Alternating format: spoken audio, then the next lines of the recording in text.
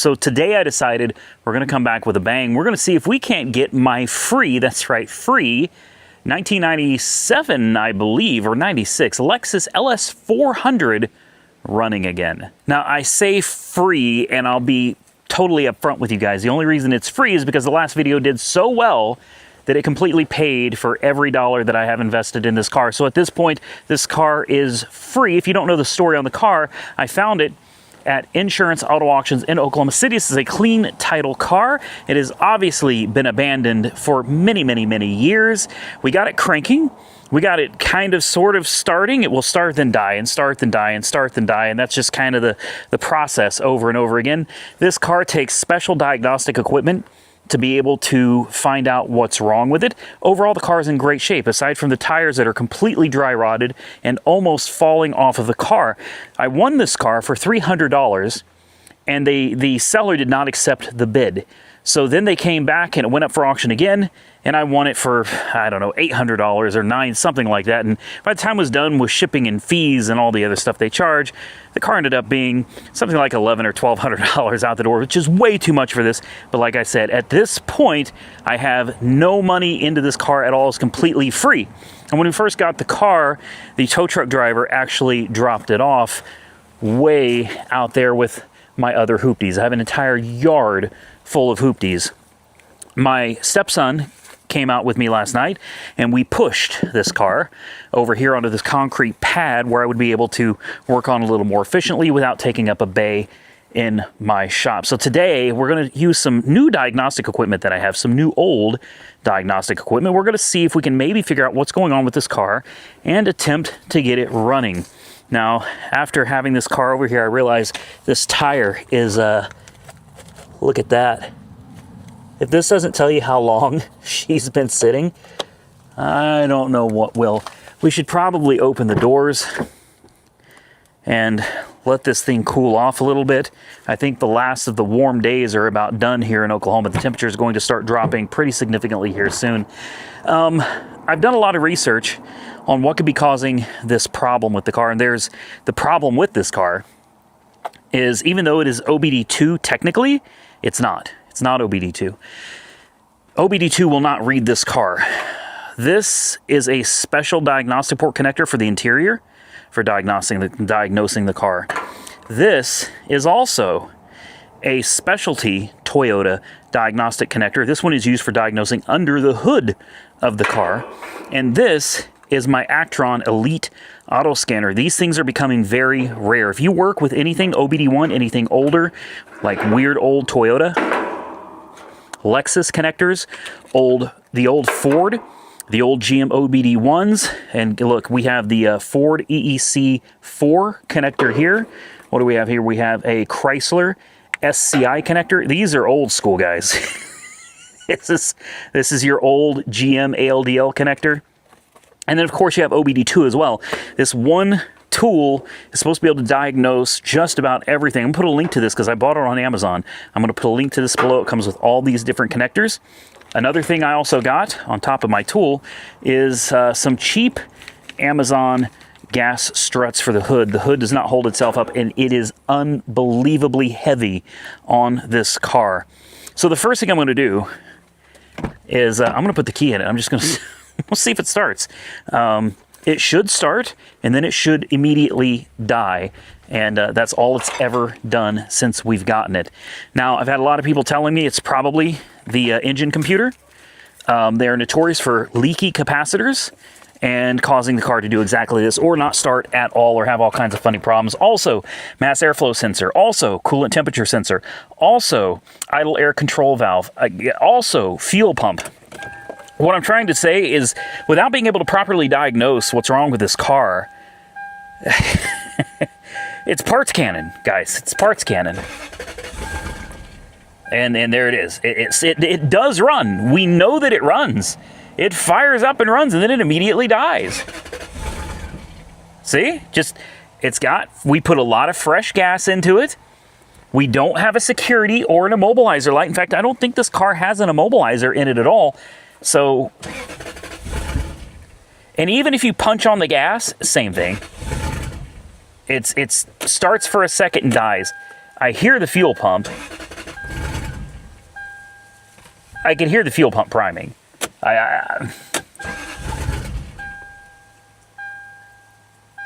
Yeah, the fuel pump is priming and then it shuts off. So could it be from old gas? Maybe the fuel pump, maybe the sock is contaminated. Maybe the fuel filter is torn up. Maybe it's not a fuel problem at all. I'm gonna start rolling windows down. We can close these doors, try to conserve a little bit of battery. Have we ever tried the sunroof? This is a bad time to try the sunroof because the rain is supposed to come in tomorrow. It's supposed to get like 4 inches starting tomorrow. Let's find out. Would you look at that? Would you look at that? Oh, that's much better. That's much better. Okay, so, you know, the computer is honestly probably the easiest thing to diagnose, and it's not that big of a deal, but they hide the computer. It's like you got to take this off, you got to take this off, and you got to take everything out here, the CD changer and everything, and it hides behind here. And it's like a cluster of computers that they've stuck all together back here. But that is probably the easiest thing to attempt to diagnose because we can pull the computer out, we can take it apart, and we can take a look at the board. If we see capacitors that are blown and leaking or bulging, if we see traces on the board that are torn up, then we know we're probably looking at a computer. I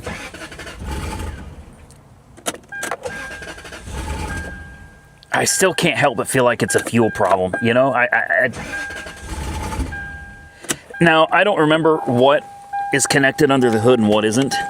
And I had a lot of people telling me if you start disconnecting things, it won't run. And in some cases, that's true. In other cases, it's not. It's been my experience with American cars. Again, I'm not an import guy, but with American cars, typically what I find is if you've got a mass airflow sensor that's causing you a lot of grief, if you disconnect the mass airflow sensor, in most American cars, it puts the car into like a, not necessarily a limp mode, but it puts it into a pre-programmed state in the computer to where everything runs off a preset set of parameters. And as long as the rest of the car is functioning properly, it will run and drive just fine. Maybe a little rich, maybe a little lean, but it still will run and drive just fine. Now, I don't know if Lexus and Toyota operate that way. They very well may not. And let's see what I got hooked up under here. Well, it's all hooked up. I hooked everything back up. Okay. We could potentially have a relay issue. The fuel pump relay, maybe. But like I said, I hear the fuel pump priming. So I really don't think that's what it's going to be. I think the first thing I'm going to focus on, because this hood is ungodly heavy, so I'm going to focus on popping these struts off and popping the new ones on so I don't have to stand here holding up this hood all day. All right, now if you're wondering how you change the factory hood struts on one of these old Toyotas / Lexuses, I found out the hard way. Normally, these things just pop out, these rods. You take a flathead screwdriver, there's a little clip here, there's a little clip up here. You usually can just pop those clips out and they pop right off. I tried that on this and did not happen. I mean, I got the biggest screwdriver I had and I was trying, I couldn't get it off. Felt like I was going to damage something. So instead, what I ended up having to do is take a 12 mil and I had to actually unbolt the little nub from there and from the hood. And it came, those nubs came off with the gas strut. And then the new struts came with hardware for replacing the ones that were stuck on the old ones. And now it pops in and now you have clips to pop them off if they ever go bad in the future. Why did I buy this when I don't even know if the car is ever going to run? Hood struts, man, that's why. Look at that. We already fixed something. Listen, even if the car never runs, we currently just bought brand new parts and installed them. The car is already in better shape than it was when we got it. We also put a brand new battery in it as well. So I had a lot of you telling me that these cars have a low coolant cutoff. If the coolant is below a certain threshold, the engine will not run. I'm going to be honest with you, I don't think so. I don't think so. But I listened, okay? I got some coolant, and I already know it's the wrong coolant for the car, but you know what? It says that this is good for all vehicles, and that must be true. Or they couldn't say it, right? Let me find you guys a spot. Let's sit you down, like right there. And let's just pour some coolant in it.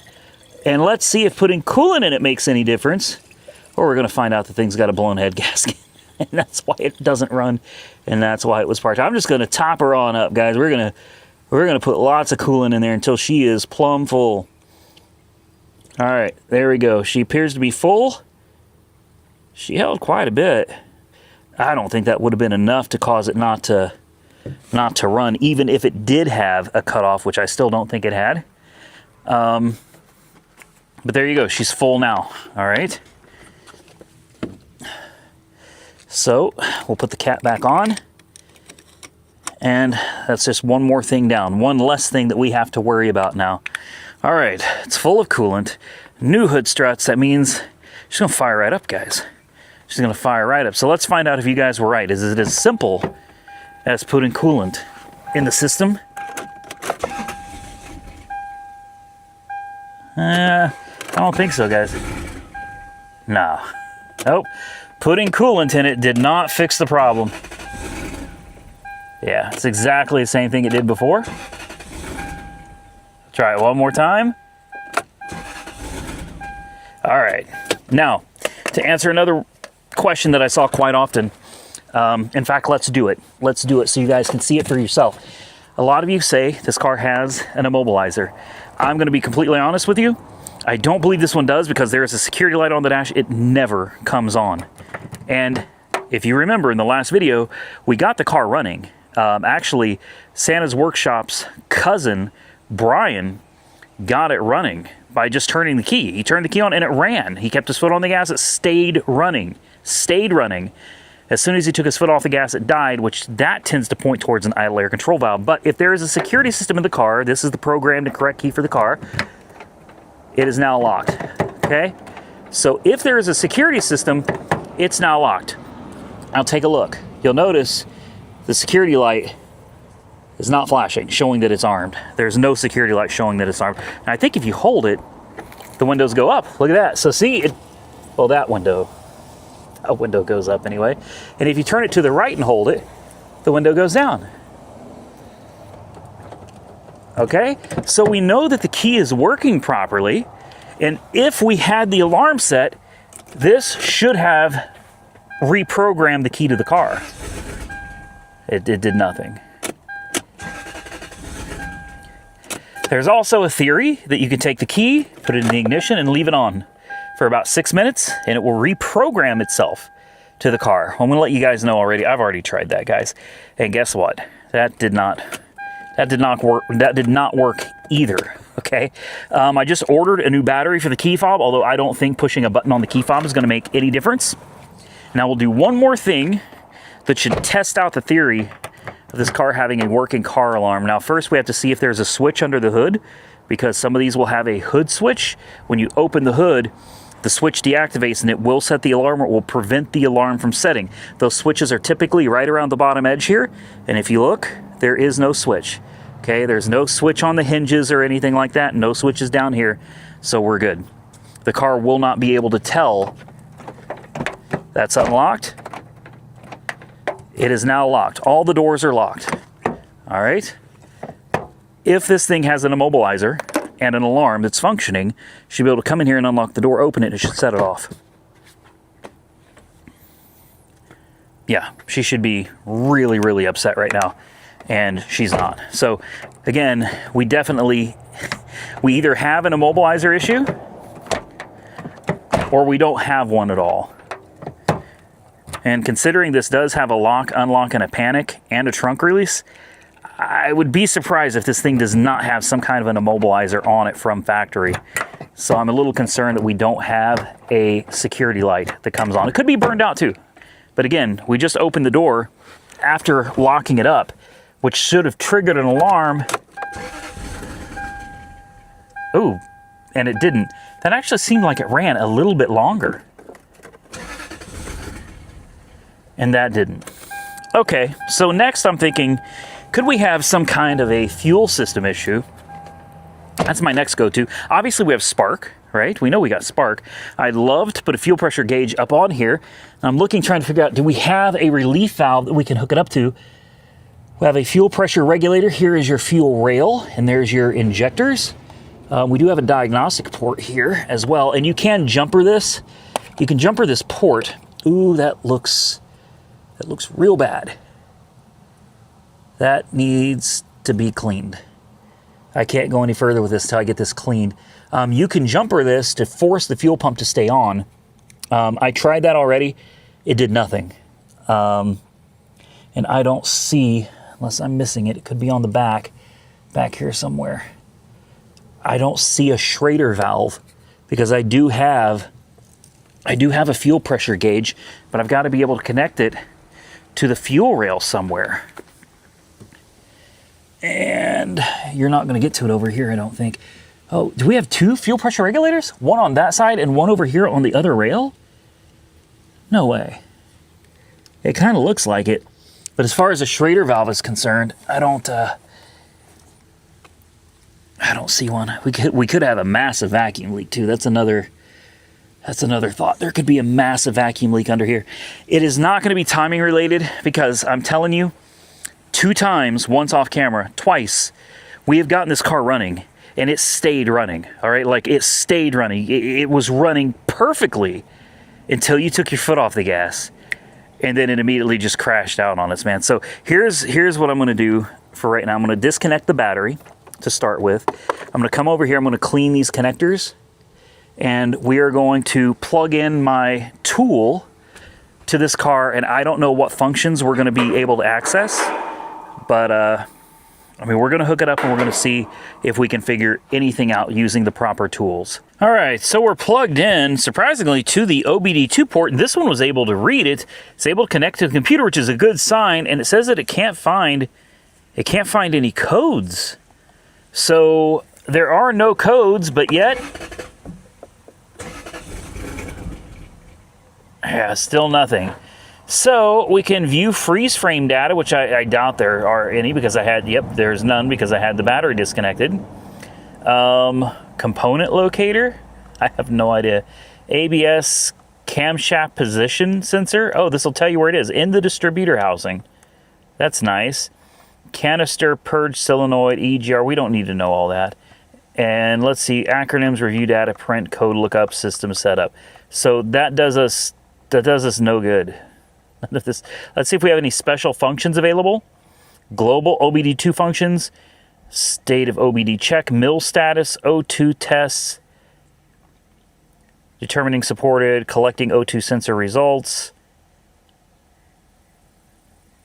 bank 1, sensor 1, and bank 2. Let's just click.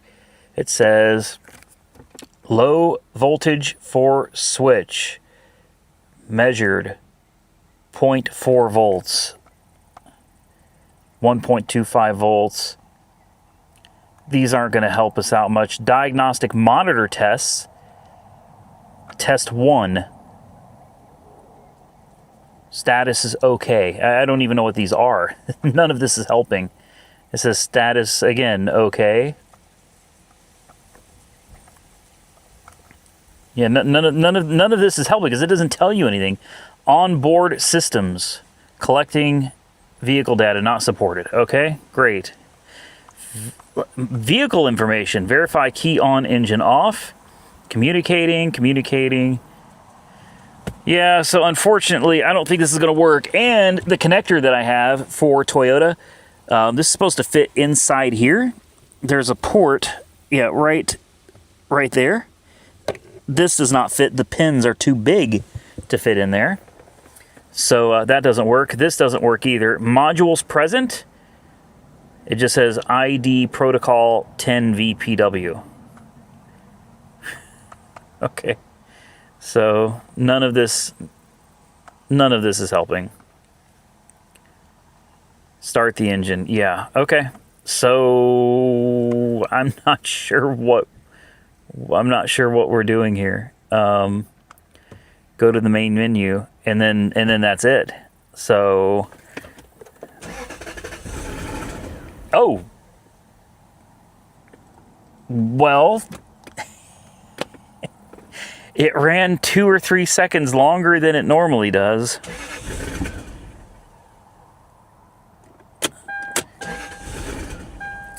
Okay, let me tell you where we're gonna go next. This is awful. This is awful. What I need is like a factory scan tool. The factory tool that works on a 97 Lexus. Something that actually can get into these modules and help me figure out what's going on. Now, this adapter right here fits perfectly. Here's another thing. I don't know what this is, but there's a clip. It's like a little paper clip right here that plugs into this, and this is factory. That goes in there, okay? But this piece right here, this fits exactly like it's supposed to. I think you got to take that paper clip and turn it around. And you maybe you're even supposed to take it out. I don't know. But if you stick this in here, it fits perfectly and it plugs into my scanner. The problem is I don't know how to access any of those types of special functions from my scanner. So here's my next thought. I've had a lot of people saying it sounds like it's fuel related, okay? And I sure do appreciate all of your help. Seriously, if you got any ideas, drop a comment below, man. I'll give it a try. We've got the mass airflow sensor hooked back up. All the sensors are plugged in and connected. You know what I think we'll do? I think it might be a little easier. Instead of taking things apart, what if we spray some starting fluid like straight, there we go. This should take it straight into the intake here. Let's just spray some starting fluid. Where is it? Right here. And let's see if we can get it to run any longer than 2 or 3 seconds. Because if it does, that tells us we're probably looking more of a fuel problem. If not, then it seems like we're looking at some kind of a spark problem or maybe even an immobilizer issue. And I didn't spray much in there, so it's hard to say if this is really going to do anything or not. I should have sprayed it directly into the intake instead of just into the little tube. But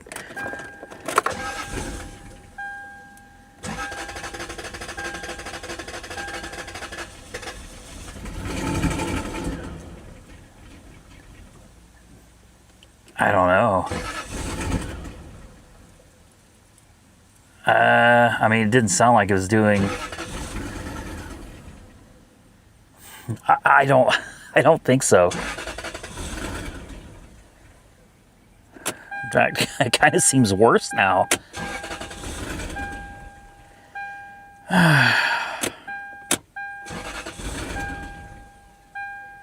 Yeah, I think we may have pissed it off real good now.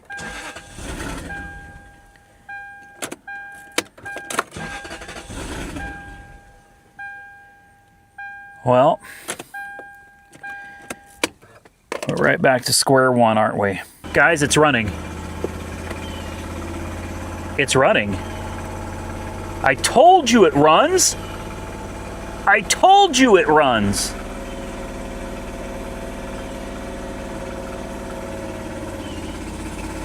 She's running. She's trying to die. Come on. She's running. She's running. Oh, she's smoking. Oh boy, is she smoking. Wow. Is it on fire? That doesn't look good. Oh my goodness. Wow. So much smoke. Oh, it's all just burning off the exhaust. Yeah, that's oil burning off the exhaust. It's fine. It's fine. Damn it, man. She ran. I told you it runs. I'm not sure. I mean, it is warm back here, so I guess we are getting exhaust out the tailpipe. Could it be clogged up? I don't think so. I'm at a loss on this one, guys. I'm at a loss. It could absolutely be fuel related. It could not be fuel related. I just don't know. Let's see if it'll start again. It is rare that it will start up like this. Very, very rare. Let's go to vehicle diagnostics real quick. And let's see. Let's see if we can get anything to come up and tell us that there's something wrong. Please give us a code. Give us something to look for. 2 codes. Bingo. Bingo. Oh. Cylinder 4, misfire. and cylinder 4. Okay. Thank you for that. That's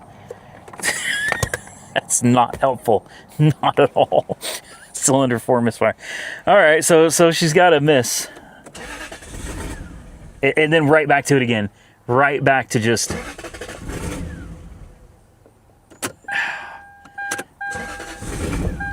You can hear how strong it fires. All right, this is not like the car's having a hard time where it's like cranking and cranking and cranking and barely able to ignite.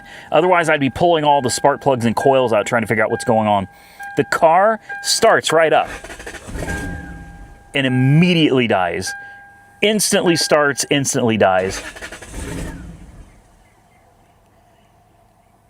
And I can hear the fuel pump behind me. I know a lot of people's going to be saying fuel pump. I don't think so. I don't think so. Because every time the car dies, I can hear the pump prime again. And you hear, I've got my foot partially depressed on the accelerator pedal, and you can hear when I fire it up, how the revs go up. It revs up. It's not like it's a lack of fuel pressure. See? Look at the gauges here. Oh, come on. RPMs go up, and it just instantly crashes. See? It's not timing. It's like a module. Ooh. Just kind of popped there.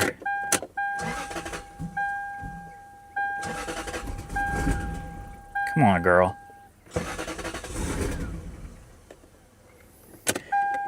The fact that we're able to connect with the engine computer is a really good sign, but that doesn't mean that there's not something wrong with the computer itself. And honestly, this is where I'm leaning.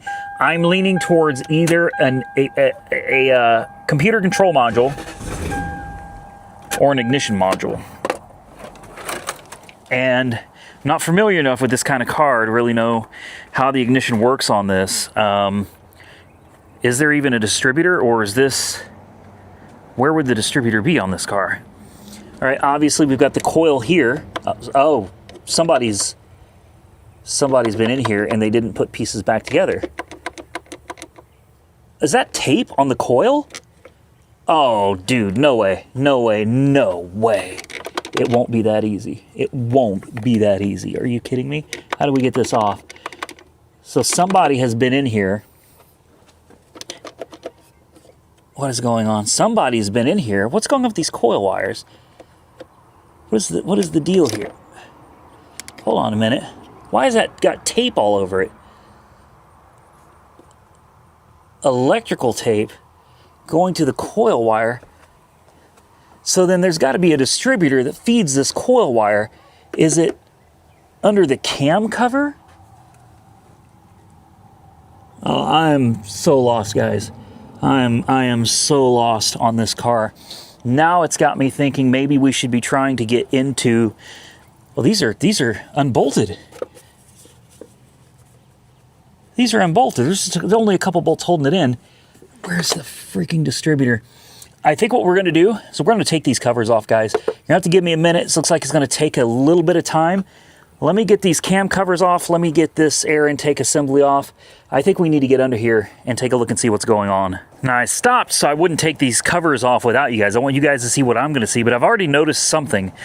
All 2 bolts, there's bolts missing on this side, but there were 2 holding it on completely loose. Completely loose. Somebody just tossed it back together. So somebody was doing something on this side. And you have to take into consideration we have electrical tape all over this coil wire. Something's going on here. So we have a coil assembly right here, but I just found another coil pack as well hiding down here. If you look down here, I don't know if you can see it, there's a coil pack. Bingo, right there with a coil wire that is running up through here. Now, how this ignition system works, I have no idea. I'm assuming this is a distributor-less ignition using cam and crank sensors. But I could be wrong. I just don't know. I've never owned or worked. Yeah. Ah, there it is. There it is. It's in front of the camshaft? What in the world is this? Whoa. Okay. I'm not gonna lie, guys. I've never seen anything quite like this before. I'm amazed. I am absolutely amazed right now. We have to get this cover off as well. Let's see if we can pull this out. And what is this thing? This thing is hung up on something. Can we just pull this thing through here? Or what are we stuck on, man? Get out. Because somebody has definitely been under here screwing around. There we go. There we go. This gives us access to our timing belt as well. Would you look at this? So we have a distributor cap on each side of the camshaft. I'm being completely honest with you guys. I am blown away. I've never seen a setup like this before. This is wild. This is wild. Oh, what's going on with this one?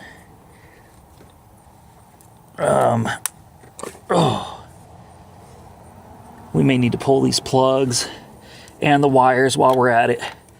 This one's full of oil. That'll cause it not to run. That one looks like it was full of oil.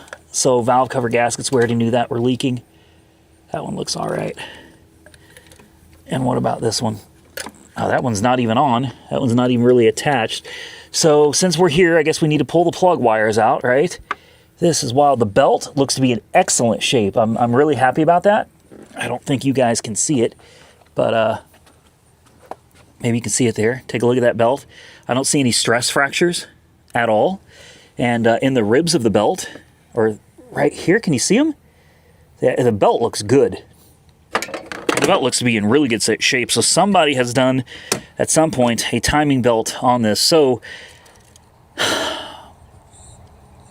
this leaves me wondering what is going on. So number 4 is, let's see, we've got 2, and then this one's number 4. This is the one that was misfiring right here. And then which one is that all the way at the end? Yeah, number 4 is the one all the way at the back. So it might be worth pulling that out. And then this coil wire runs to the center where it distributes the fire to all of the other plug wires. This is just absolutely phenomenal. I love this. This is really cool. Now the question is, how do you get in here to get to this? Because it looks like you got to take all this off. It also looks like you got to find a way. I don't know where all the bolts are for the front cover, but you got to take these front covers off. There's one up here, probably one down a little lower. You're gonna have to take those off to get into this thing. Oh, that one was pinched. That one was pinched between metal. That could cause a freaking problem, right? I'll tell you what we're gonna do. We're gonna try it again, just kind of like this. Let's just see how it does, and let's see how these. That's plugged in. That was good. I mean, we may need to do plugs, wires, cap. I assume there's rotor bugs in these, just like any other other distributor car. Come on, let go. It doesn't look so bad on this side. Let's plug it back in. There we go. Make sure these are plugged in. I'll make sure the other ones are plugged in. And guys, this thing may just need a tune-up. It may just need a good tune-up. That would be incredible if we could get this thing running again simply by doing a tune-up. And I got a feeling this thing's been arcing. I got a hunch this doesn't fit in here very well either. Let's leave that out. Yeah, this doesn't even fit in here right. I mean, it looks okay in there. Yeah. All right, I know we've got everything disconnected. I know the car's probably going to be pissed off. It may not start at all with all this stuff unhooked right now, but I think it's worth giving it a shot.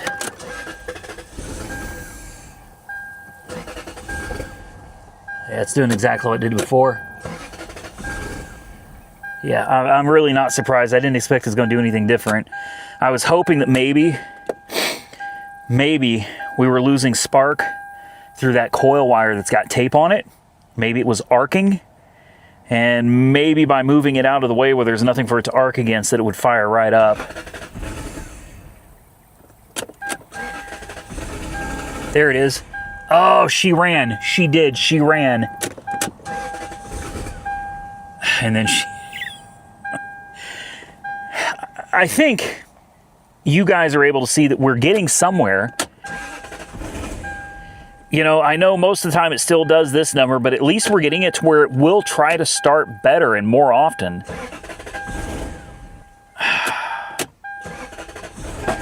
There it is. There it is. No, no, no. Damn it. It was running. It was running. Come on, man. She's starting to get better, and she's starting to fire up a little more often. I'm tempted to pull the spark plugs out. Let's take a look at them, maybe try to clean them up. I don't think that's going to be it, though, because I don't know if you guys have noticed, but what we have here is we have the same symptoms over and over again.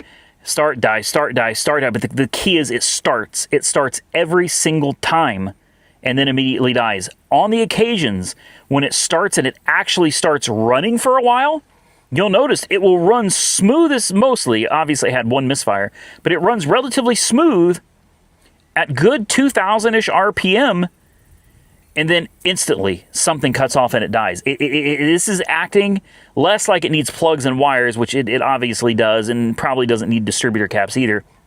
But this is acting more like some kind of a module, like an ignition control module or something, is heating up and cutting off, and heating up and cutting off. I just don't think this is fuel related. I don't think it's injectors, because it's just, it's like something is shutting it down.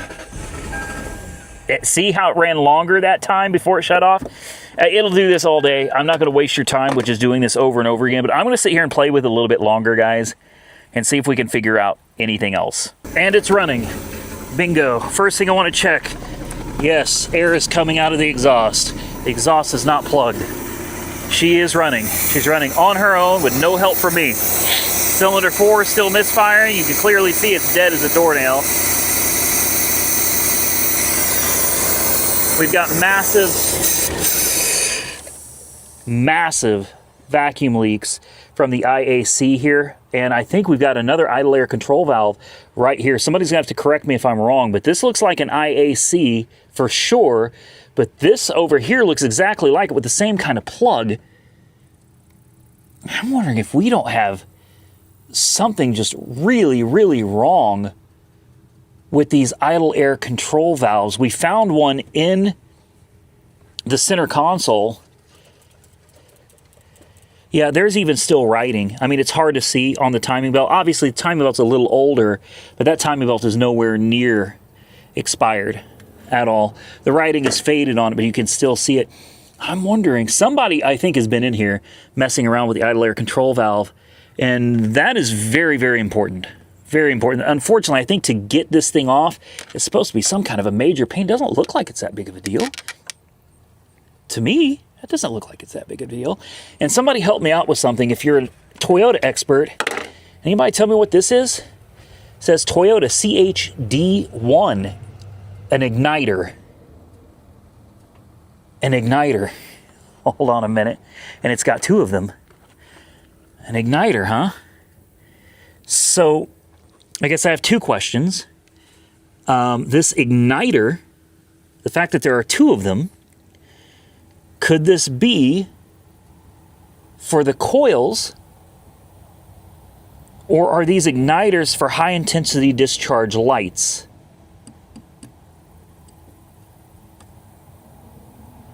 If these are for the coils, these would be the ignition control modules right here. And it makes sense. You've got two of them, one on each side. We've got, what color wires? We have yellow and green, red and black, yellow, black. Can we see the coil over here to see what color wires we got going into it? Oh, I can't see. We have red and black. That's the igniter for the coils. That's what it is. That is your igniter for your coils. And I'll bet we have the same one over here if we could get to it. Red and black, I'm sure. That's got me thinking too. Ignition control module failure? I don't know, maybe, maybe not. It's parts scanning, guys, because we don't have tools to properly diagnose what's going on with this car. And here we go again. If I hadn't have plugged that vacuum line, she would have stayed running, at least for a while longer. As soon as I cut that vacuum, it died. I feel like we are so close to figuring out what's going on with this car. I really do. Let me see if I can get her to run again. She's running again. This is becoming more and more regular, where she starts and stays running, guys.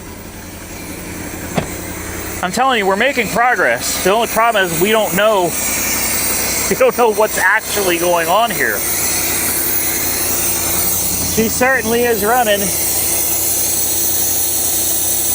I'm going to pull the plug on cylinder 4, try to figure out what's going on with that misfire. Hopefully we can get hopefully it's just a fouled or dirty plug. We just clean it up, put it back in, it'll be all right. I'm going to leave it alone. I'm going to let it sit here and run.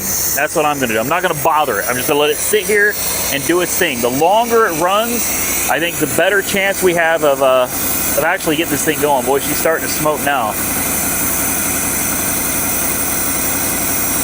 I mean, it's not running great, but it's running. I'll take it. Let it burn off all that oil that's all over the valve covers. Hopefully get her to build up a little heat. It's, aside from the one cylinder misfiring, it's not running poorly. Idle's a little high. It's got a massive vacuum leak, but you don't see, I was gonna say, you don't see any smoke. Oh, wow. Yeah, you don't see any smoke coming out of the exhaust at all. I mean, it's hardly anything.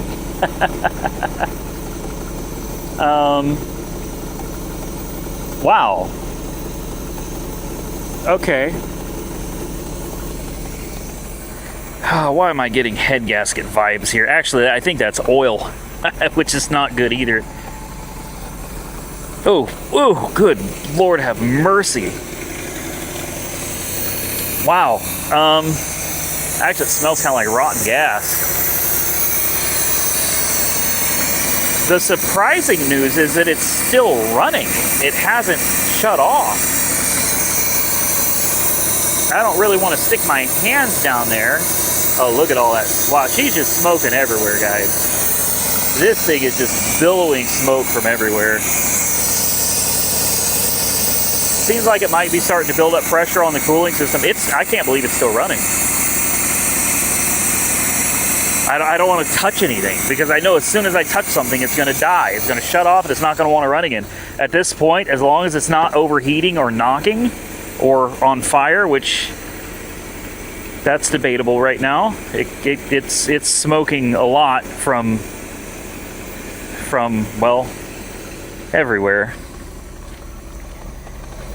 That's of course it doesn't. We've got so many problems right now that's going to be causing it to run like absolute crap. Ugh, jeez. I'm glad this is not in my shop. It's got so many problems right now. Even though it's running solid, it's staying running, smoking like crazy. We don't have the IAT on this. Intake air temperature sensor, I believe, is built into the mass airflow sensor, and we don't have a mass airflow sensor either. So this thing is trying to run off of some base map that it's configured for. We've got a massive vacuum leak right here, and while I am tempted to try to close that off, actually, you don't close that off. That port on the IAC runs directly to this. It just sucks air constantly, but I thought that was a valve that was supposed to open and close. Once the car warms up, I thought that valve was supposed to close, but it's still, yeah, she's still sucking tons of air. I don't know, guys. Here's what I do know. She's running. She is running all the vacuum leaks in the world, and she's running. What did we do? Absolutely nothing. How do we fix? Oh, wow. I don't know. Temperature? Oh, power steering. There's none. Oh, wow. There's no power steering at all. Air conditioning? Anybody? Let's see if we got AC. I wouldn't bet we got cold air. Let's try it anyway, though. Who cares, right? Let's give her a minute to come on. The RPM's a little high, but not too bad. Oh, the car is just filling up with smoke. Actually, we have cold air.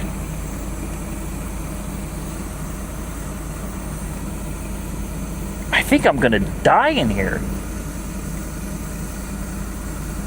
This is incredible. The temperatures come up nicely. It's got cold air conditioning, guys. I'm not even joking with you. The AC in this is ice cold. The AC is ice cold in this car. Do I dare give it gas? Do I put it in gear and see if it moves? Oh. Of course.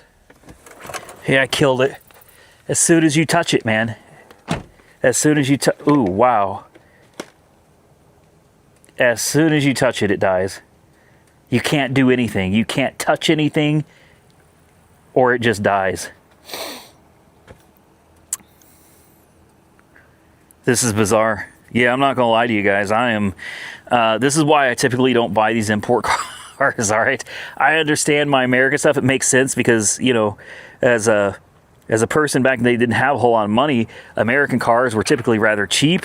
I understood them. They made sense. We didn't have these weird overhead cams with distributors built on to the top of the camshafts, you know, to the front of your camshafts on each. It just, American cars just, to me, made a little more sense. A little easier for me to understand and work on. This is just so, I just don't get it. I just don't get it. It's got good pressure on the cooling system. Cooling fan seems to work. It wasn't getting hot at all. I mean, it's running, you know, all things considered, not too shabby. We got a lot of oil to burn off. Valve cover gaskets are leaking like crazy. You know, at the end of the day, my goal for this video was to get the car running. Unfortunately, I didn't actually do very much other than tinker with a few wires and a few modules to get it there. It's running again. It's running again. All I did is turn the key this time. And then it's dead as soon as you put it. Starts every time. Starts every time. I fixed it. See? I fixed it. I fixed it, guys. There you go. I am ASC YouTube certified master mechanic right here. What the hell? I don't know. So my question is now, first and foremost, let's shut it off. All right, we know it's got a misfire. That's not good for it. So let's go ahead and shut her down. Let's shut her down. We know that we've got a solid misfire on cylinder number 4. So why don't we come over here to number 4? Easy enough. Let's pop this out. Let me go grab a spark plug socket. Let's get down in there. Let's pull out number 4 and try to figure out what's going on. Let's see if we can get it running on all 8 cylinders. All right, well, we are one step closer to figuring out why it's misfiring. So I thought number 4 was here. When I pulled up a firing order, it says number 4 is here. Take a look. Oh, full of oil. So we just dumped all that oil down in there. That's great. So there's a couple things here. One of them, oh yeah, that thing was just jam-packed full of oil. But the other thing, aside from this thing being completely covered in oil all the way to the tip of the spark plug, is this rubber gasket right here. This is part of the like the coil boot, the plug wire boot. Yeah, this thing's not firing at all. It's completely coated in carbon buildup. I'm going to clean this up. I'm going to make sure I get the rest of the boot out of there because the boot failed. And what it did is it left, you see this?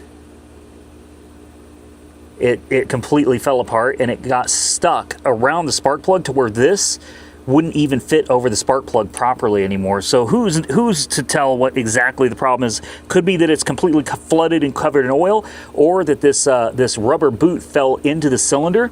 Not into the cylinder, but into the spark plug well, to where this coil wire couldn't actually fit on top of the spark plug anymore. Either way, we're going to fix both problems right now, clean up this spark plug, and we're going to spray a little bit of brake clean down the engine there, and hopefully it'll fire up again, and hopefully when it does, it runs a little better. We might even hook up the mass airflow sensor this time. All right, so the firing order was correct on Google, because that one definitely was not fire. We got it cleaned up, sprayed a little carb cleaner down the spark plug well, got it into the engine, sprayed quite a bit more into the intake to kind of help clean things up in there. So it's probably not going to want to fire up right away. Also hooked up the intake. I left everything else apart. Got the intake back on, got the mass airflow sensor plugged back in. Vacuum lines are reconnected. I'm not sure if this is going to do any good or not, but let's give it a try, man. Let's see what it does. It's either gonna work or it ain't.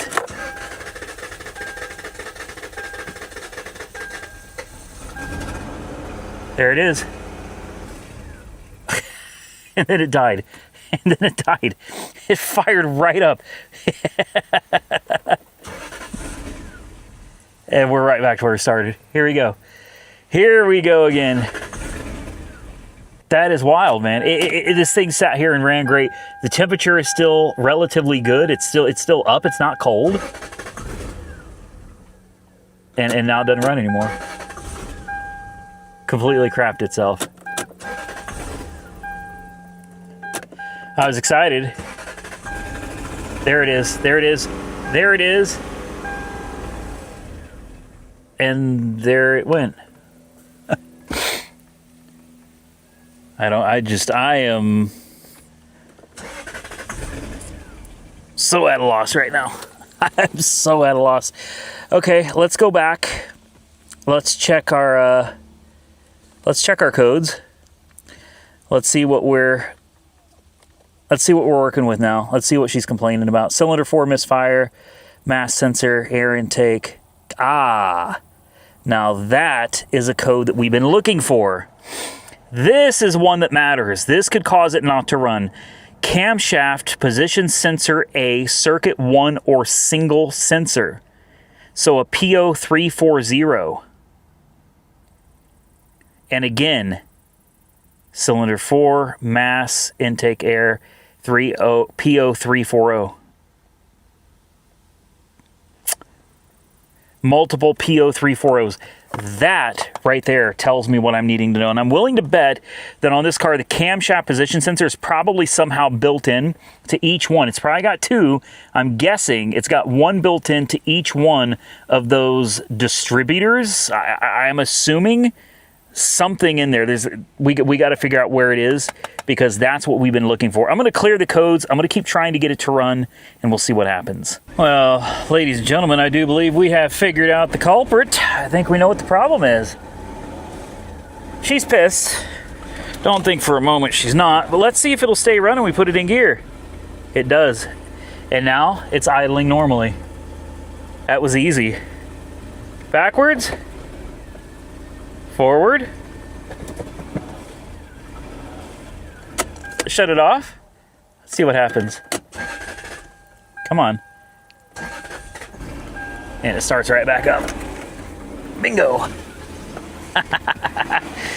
This time, I can actually say I figured out what it was, and I fixed it.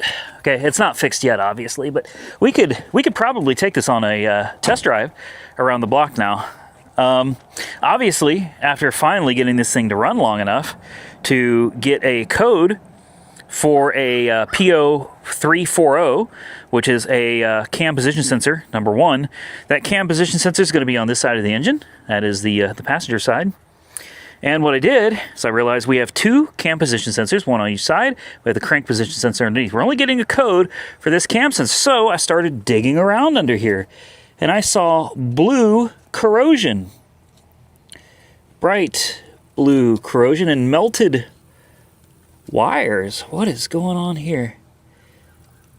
Oh, that wire is disconnected Or no? Is that just corrosion?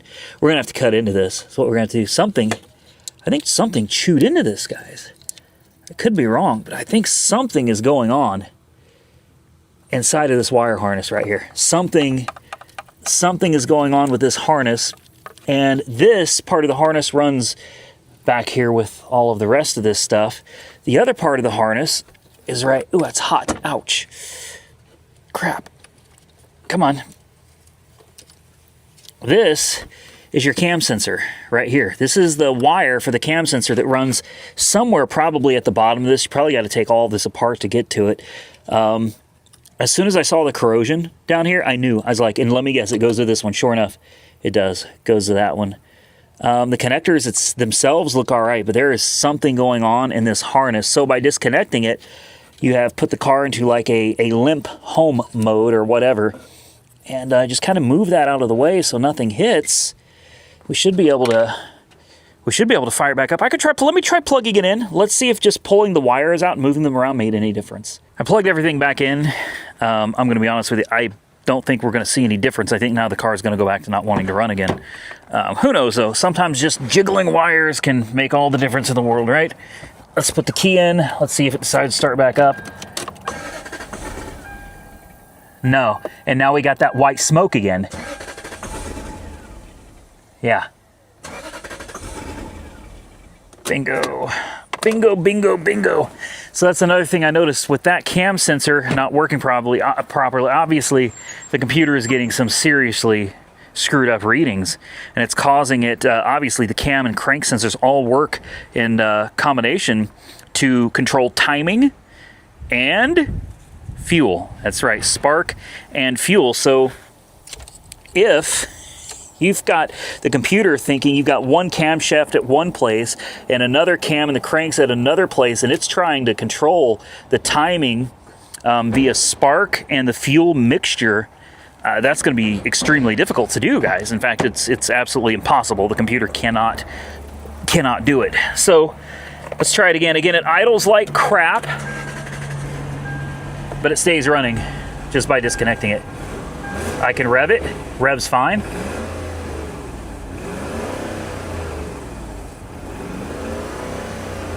Revs just fine. Idles erratically.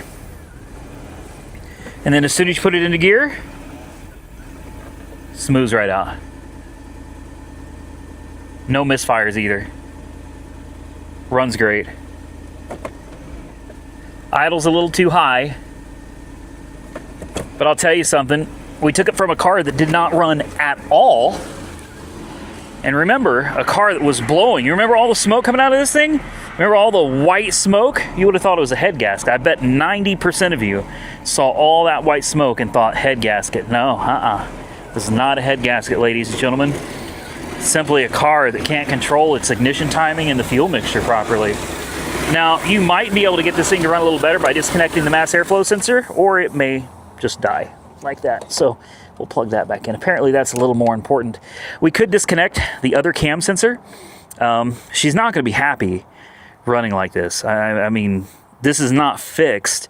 What we have to figure out now is, do we actually have a bad cam position sensor, or, judging from the blue crap coming out of this wiring harness here, like what is going on further down in the harness? Looks like we've got some electrical tape. That can't be factory, right? No, that's electrical tape. That can't be factory. Somebody's been in here. Here we go. Let the fun freaking begin. Somebody's been in here messing around. Okay, here's my thoughts. Let's take it for a quick drive. We can't go far. Obviously, we've got tires that are ready to pop. But it would be nice to know if we have gears. I got to open my gate. I got to clean all this mess up, pull all these tools out. This tire is it's bad. It's real bad. Let me get all this crap cleaned up, and then we'll take it around the block, guys. First drive. We'll find out if this thing's going to run and drive. We're getting there, guys. She's close. If all goes well, this thing has a working transmission. Oh, you know what it doesn't have? I totally forgot. We got to disconnect this. Let's move this out of the way. Get this out of here, because what it does not have is power steering fluid. Yep. We got to put power steering fluid in it. So before we go any further, give me a couple more seconds here, and we'll throw some power steering fluid in the old girl and see what she does. Yeah, I don't think there's anything in there at all. You notice how there's no smoke coming out of it anymore? Power steering is whining. She was dry as a bone, man. No smoke, nothing. Again, she's pissed off, but the question really is, bad sensor? Could be. Or bad wiring. If you're gonna replace one, you should really replace all three cams and crank together. You really should. I don't know though. The name of the game here is cheap, right? Oh, look at that power steering. Wow. That's nice. Unfortunately, the steering wheel does not go down. The steering wheel is stuck. Something is broken in it. Power mirrors? Yeah, power mirrors work. What about that one? Yeah. I mean, the car's only got 128,000 miles on it. It's not like it's super high miles or anything. Let's see if we can get out of here without hitting anything. There we go. I can't believe she's moving under her own power. Look at this. Not only is she moving under her own power, she's actually doing it pretty well. Here we go. I mean, moment of truth, man. It's hard to believe that just the other day I pushed this car into what I thought might become its forever home, its permanent resting place. And here we are today, taking her on a test drive. It shifted. Yeah, shifted. She already shifted. She's got a transmission. It's a good car. Brakes feel great. Tires are awful. Wheels are not particularly great.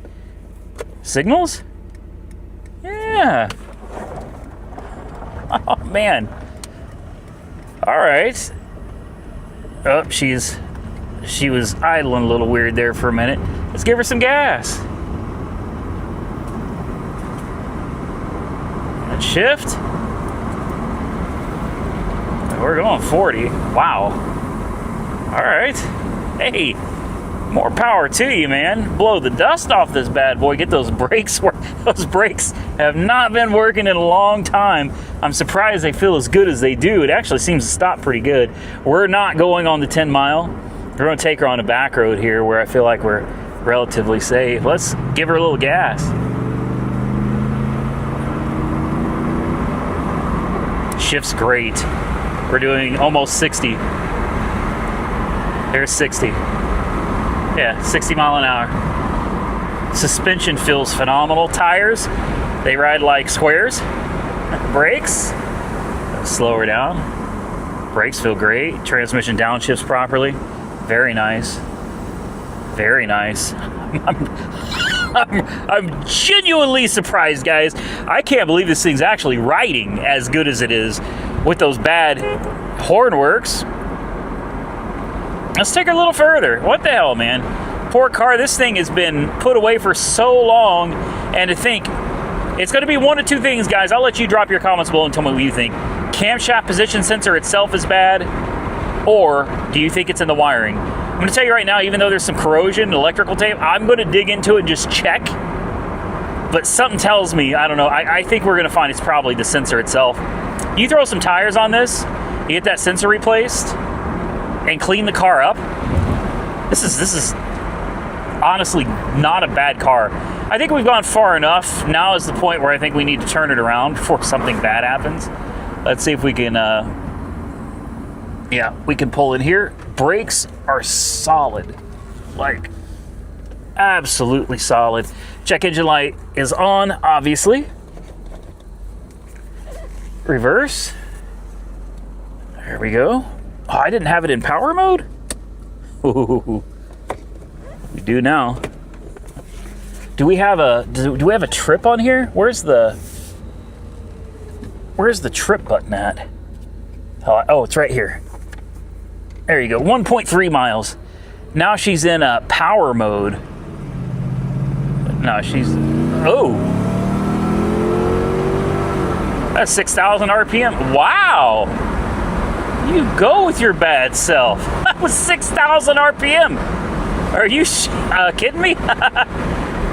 She just ran 6 grand. Wow, let's take her out of power mode. That's a little too much power for me, guys. All right, well, oh, something just, oh man. Something just, I don't know, dirt, leaves, feathers, something just went all in my mouth from the vents. Well, guys, I suspect the car is going to drive back to the house, no problem. So I think next we need to start focusing on tires. I need to find out if we got wheel locks on this or not. Hopefully not, because I've never seen a key for the wheel locks in the car. I'd love to find some tires or factory chrome wheels. The original chrome wheels for this car is what I really want. I'll look around on Facebook Marketplace if I can find some great. If not, we'll probably just reuse these wheels. And did I just have a flat? Oh, we'll probably end up having to reuse these wheels.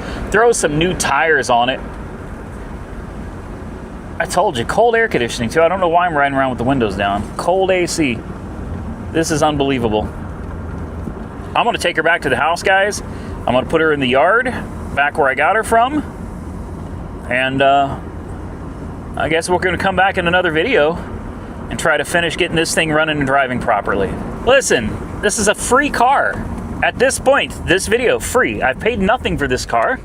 And if this video does well, I'll probably be up quite a bit as well, so I can afford to you know, really take care of it. Try to do it right. That's what I'd like to do with this car. I really like it. I'm surprised that it shifts. The brakes are great. The suspension, that's another big one. 128,000 miles. I was concerned, how's the suspension going to be on this? It's great, man. Suspension is so smooth.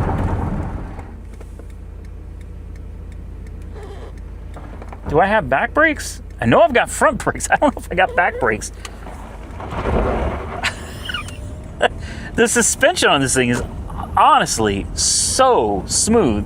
You really wouldn't believe it. You wouldn't believe it. Not with the kind of not with 128,000 miles. I'm very excited about this car now. I was kind of dreading making this video because I was like, great, what have I gotten myself into? I don't know anything about Lexus. Nothing at all. Meanwhile, the poor car just needed somebody to run through the diagnostic process and figure it out. The unfortunate thing with these old cars is they don't just throw codes like newer model cars do. Like if something goes wrong on a newer model car, a CAN bus car, typically you can plug in a coder and it's like, boom, it knows. Even if the battery's been dead for 5 weeks, you can plug it in and it's like, bam, this is malfunctioning. On these old cars, as soon as you disconnect the battery, it forgets, it loses its memory, it loses everything. You've got to get it to where it's actually running for a little while. It has to run just for a little bit for the computer to go, hey, wait a minute, I figured out what's wrong, where the problem is. It gives you an idea of where to look to further diagnose the issue. I'm excited. I'm genuinely excited. We have never had an LS400 on the channel. I thought I probably got a really bad one. I really thought this was a bad one. As it turns out, I think this is going to be a great car once we get her running right, guys. Drop your comments below and tell me what you think. If you enjoyed this video, well, hit the thumbs up button and let me know. Consider subscribing to the channel if you're not already subscribed so you don't miss future videos of this car. And if you stuck around to the end, this is my formal notice to you that I have partnered with a company called Fathom, and we're going to start giving away cars on the channel. That's right, we're going to be giving away cars here really, really soon. We're going to have new merch and coffee mugs, all kinds of good stuff coming to the channel, and you don't want to miss what's coming, so definitely subscribe, because the first car I'm trying to get for the channel is going to be something we've never had before, and it's something that I think all of you could appreciate. Stay safe out there, everybody. I look forward to seeing you all again very soon in the next one.